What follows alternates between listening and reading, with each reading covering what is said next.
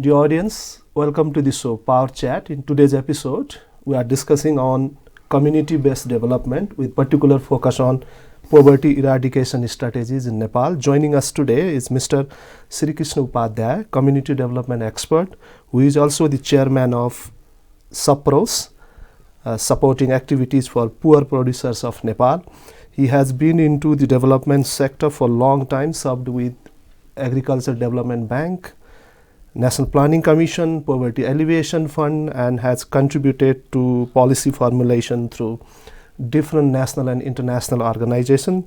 Awarded with the Right Livelihood Award in 2010 for his contribution to poverty eradication initiatives from the Sweden. Please allow me to welcome him. Welcome to the show, Mr. Upadhyay. Thank you, Laxman. I'm glad to be here. Well, you have been into development sector, also in journalism at the beginning of your career, served with National News Agency of Nepal. Later, you were with the Agriculture Development Bank, then in policy sector, National Planning Commission, and of late, 1990s, we started with the supporting activities for poor producers of Nepal, SAPPROS. In your experience, how do you evaluate the overall development process of Nepal? Well, I think we should not emphasize only on growth. We also need to really focus on poverty in a country like Nepal, particularly equity. And one of the concerns that I have got, based on my career, is that we have to really remove the gap between rural and urban income. And there, I think we have to provide more support rural areas. I think we have, and that would create more opportunities for the poor and also for those living in remote areas. The reason I am telling you, I am not supportive of any kind of top-down liberalized kind of growth model, because one of the concerns that I have got, I have been traveling a lot and I have seen in a conventional development model where urban centers are being developed and rural are not developed, you create pockets of prosperity and also create slums. Because I was recently in India, in Mumbai. I was invited to Tata Institute to speak to the students, and I found 60% of the Bombay population live in slums. That's almost 12 million.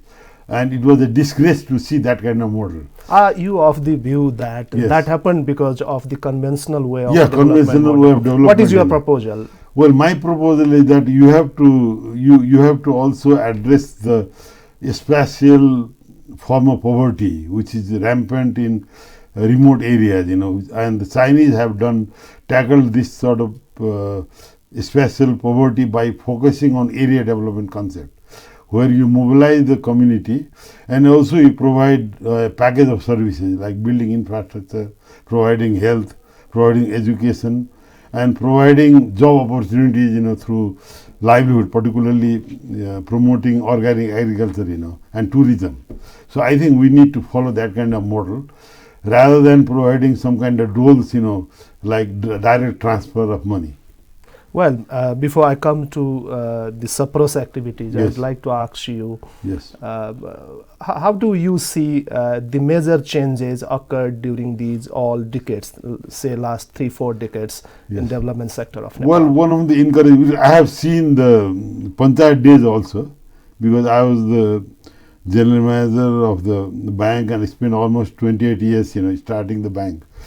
So in that area, that we didn't have the openness that you have got now, both politically and economically, and you didn't have reform in terms of really bringing private sector and also the community.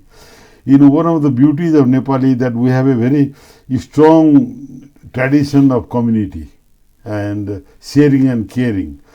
I think that we tried to base a model which was called Small Farm Development Program in Panchayat days, Now with the opening of the economy and also the politics, because the right to organize, we have the right to organize, freedom to set up organizations, That created a lot of opportunities, and that enabled us to develop cooperatives, community organizations, forestry. I would give an example of forestry alone. We had around 80,000 hectares of community forestry during Panchayat Day, 30 years. Now we have got almost 25% of the forest land managed by the community, holding almost 10 million, the population, you see. So this all happened due to opening of not only private sector but allowing for the NGOs and also community to get into the sort of arena of development. So communities are empowered. Yeah, empowered. Yeah, through a act which was done in 1992, which allowed for forestry groups to be registered, water supply group to be registered by the government, and also irrigation. So it liberalized not only in private but also on recognizing community as a sort of partner and also giving a legal status. I think that was a breakthrough.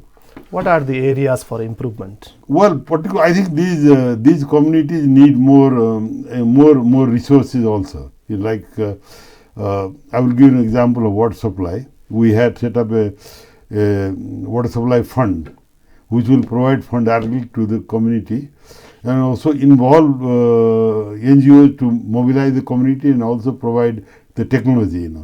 I think if we allow for that kind of model, we also reach the sustainable development goal, and the infrastructure will also be sustained. And I would also tell you further, the government claims that the water supply system total covers 80%. When you go down to the villages, most of the government systems have failed, and we have come down to 45%. You see, so one of the choices we have got, whether you want to have a top-down, contractor-driven development or a community-driven, where the system sustain and also they are cost-effective. That's the choice. You served with the bank as well. Yes. What are your concrete suggestions to the governments, not this government, governments of all times? Yes. So that development reaches out to the communities. Yes. Well, particularly, I think my concern that the bank should not look into money alone. Banks should look in terms of idea, and banks should look into a link between monetary sector and real sector. You see, like when I was working in the bank, when we provide loans for shallow tubewells, we've done 40,000 shallow tubewells in Tarai, we actually help in building shallow tubewells, mobilizing contractors rather than giving money. So you have irrigation, you have money. Here money may be floating around with no projects happening. You have too many banks, you have too many microfinance institutions, but they cannot prove what has happened in the real sector, and so you need a connection between the two. Well, you started with the organization called SAPPROS, Yes. supporting activities for poor producers of Nepal. Yes.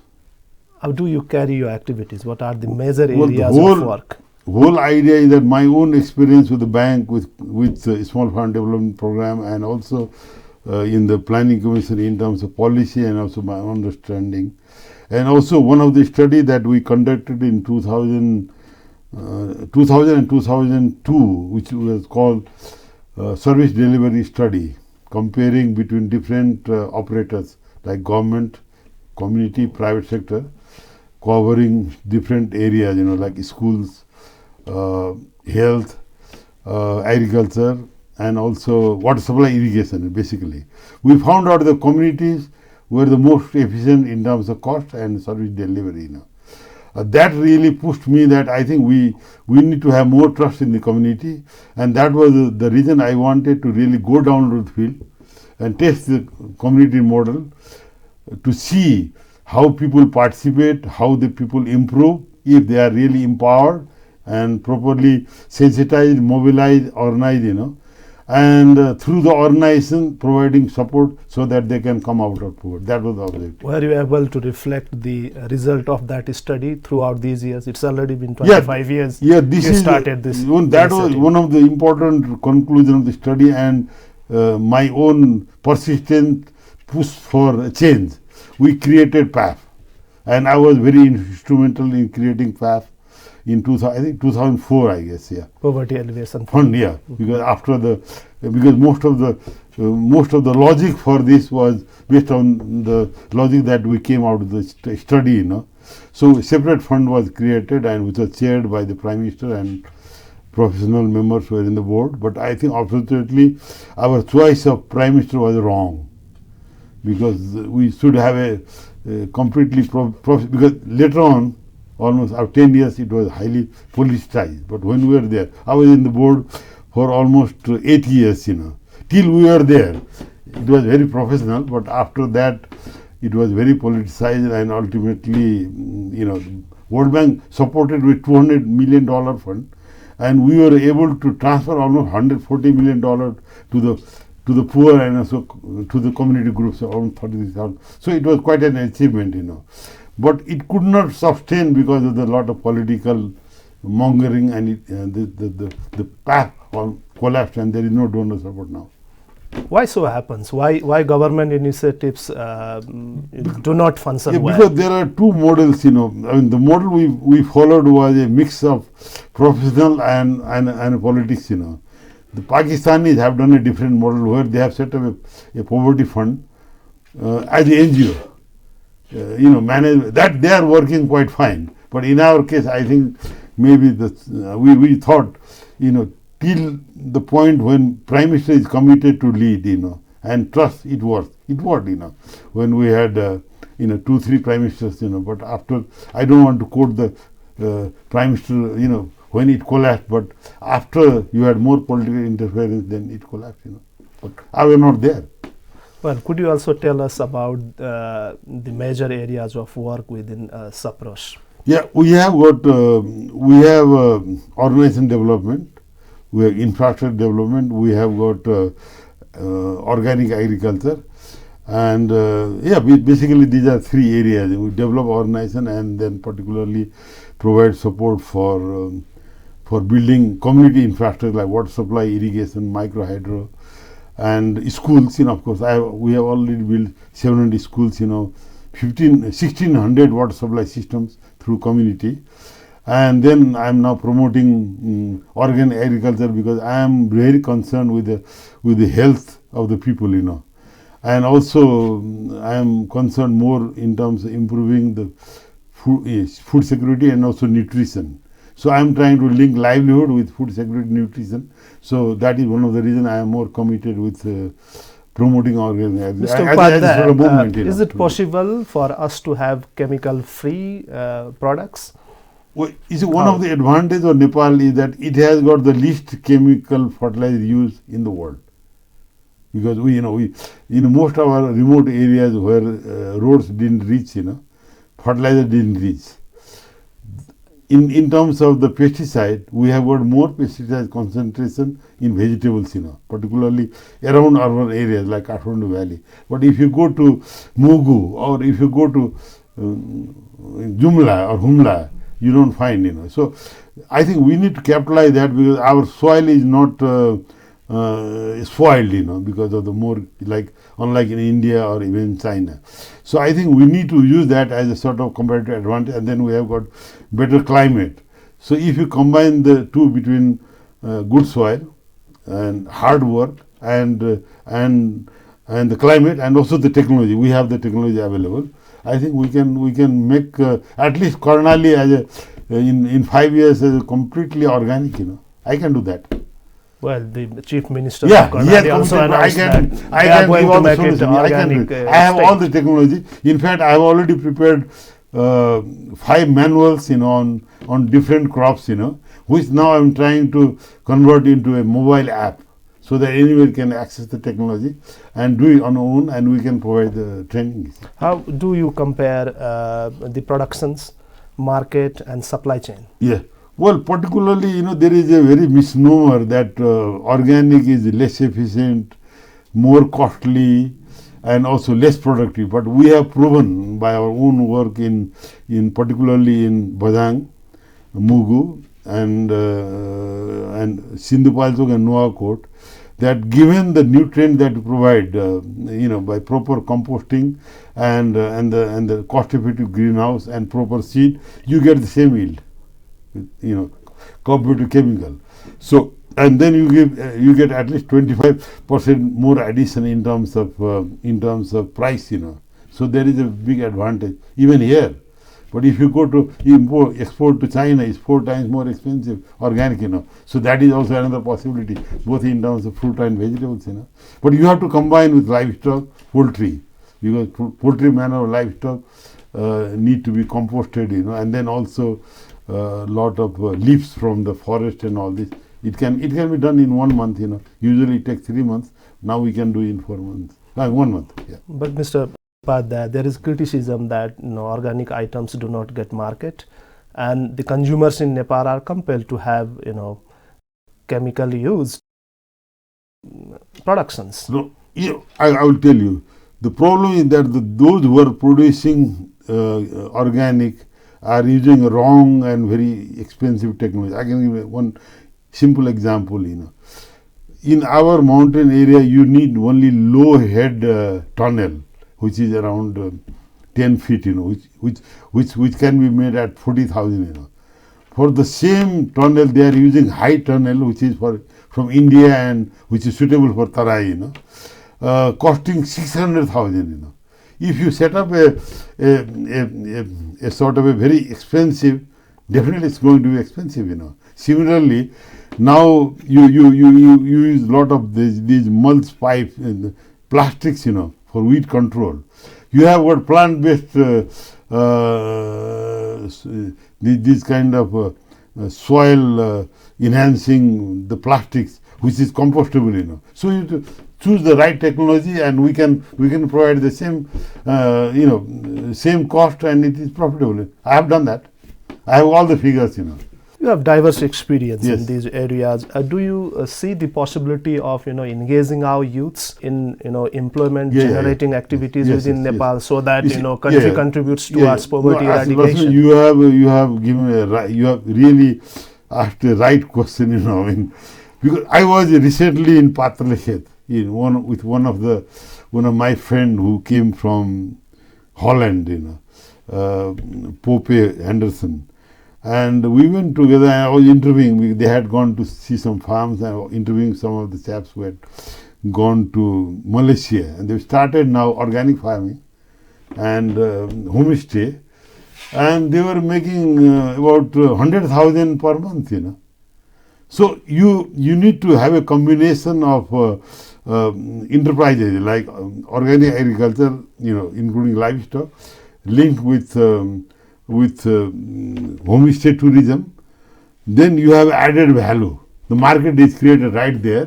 You can charge more if you provide quality food, and that is the way to go. We can train these people to stay in the villages, and with the roads and electricity provided and water supply which is being done, I think that is the viable option.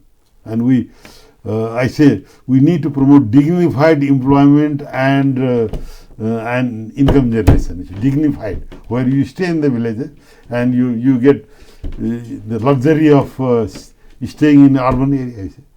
Despite these impressive figures you presented with, why youths leaving this country in the name of foreign employment? No, I will give you one concrete example of the work that is being done by Sani Kisan Vikas Bank and the COVID network. I know Israeli ambassador very well. And there are 3,000 youth students from the small farm families have been sent to Israel. Out of that, 46% have started some kind of commercial agriculture with the bank support here. So but they are trained for 1 year in Israel. They call Earn and Learn program. They get paid, and also So that is the kind of we can do with Japan, we can do with Korea. So you get a skill, you also get some money, and bank will support, and with the proper kind of training, both entrepreneurial and also technological, we can make a big change. You mean more collaborations? More collaboration. More collaboration in terms of practical sort of actions, getting the technology, getting the entrepreneurship, getting the exposure, and giving the motivation is possible, by demonstrating what is possible on the ground. You touched upon ICT, use of information communication technologies. Do you think that the general people, grassroots people, are capable of using the technologies or innovations at the moment? Well, I am amazed with the kind of thing that has happened. I will give an example of Sindhupal Chowk. where we went after the disaster where 4,000 people died. And I was interviewing a lady who is a mason with 3 days of training. She was using mobile. I said, can you make your own story, a video? She said, I can do it. 2 class pass in Tamangni, if she can do it. If we train, they can make their own stories, and we will have some kind of internet, connectivity, intranet, where we can connect the farmers, one will be connect others and make their own video. That is my vision. And with the 5G, I think we can do it, because 5G you have got systems which will be 100 times more faster. You can download and you can have direct communication. And from Kathmandu, I can provide all the technology to any area if 5G is there. So that is the sort of wish, with Huawei coming, I think that's going to happen. Well, how do you assess the government policies or legal frameworks assisting these all initiatives in the field of community development? Yeah, particularly one on the organic, one of my friend, what he told that, it's pity.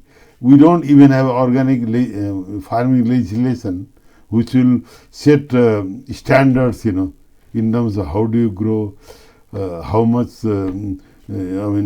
how to avoid pesticide, how do we test the product, So we need some kind of, not only the policy but also legislation to encourage. Like in EU, they had done in 1992, we still don't have any legislation. Like on IT, I think we need also more training. Not only more training, but also involving the local government, into the whole process, particularly for monitoring the project, and also what has happened, because you can use mobile phone also even or monitoring the projects. How do you assess the impact of your own initiatives within SAPPROS? So what we have done, that the impact is not assessed by me alone but by the farmers, because we asked them to keep their own record, in terms of income, in terms of yield, in terms of expenditure, in terms of profitability, and they can tell you. Like we were making a video of a disabled person, Sukra Tamang, whom I also brought to Kathmandu to speak in a seminar. In 2 years' time, he made 450,000 rupees, and he rebuilt his own house with some kind of government support, a disabled person, by just growing organic, by selling seedlings, by selling local chicken, Well, Mr. Upadhyay, there are many interesting issues, but we are coming to the end of the show. Okay, fine. Do you have anything to say to our audience that I have left to ask you very quickly? Well, Laxman, I believe in our own people. I think if we trust the poor, they will really lift up. However, the support is required, we have to provide, but we have to trust them. Well, Mr. Upadhyay, it was a pleasure talking to you. Thank you very much for joining us. Thank you. Thank you, Laxman. Thank you. Dear audience, time now to wrap up this show. Keep watching us. See you next week. Namaste.